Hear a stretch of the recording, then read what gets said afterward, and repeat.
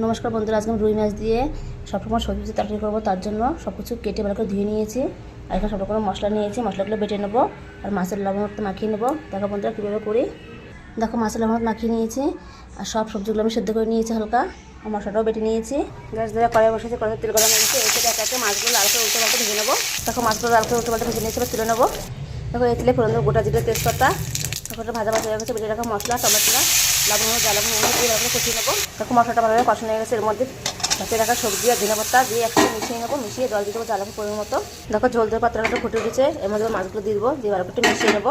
দেখো মাছটা দেওয়ার পাত্রটা কত সুন্দর ফুটে উঠেছে। বন্ধুরা আমার এই সুন্দর ভিডিওটা তোমাদের ভালো লাগা থাকে সবার মতো চ্যানেলকে সাবস্ক্রাইব করে দিও। তোমরা গরমের মধ্যে পাতলা তরকারি করে খেতে পারো বন্ধুরা। তরকারি কিন্তু প্রায় হয়ে এসছে। আমি 2-4টির মধ্যে আলু ভেঙে দেবো। দেখো তরকারিটা কিন্তু আমার হয়ে গেছে, এবার আমি ঢেলে নেবো।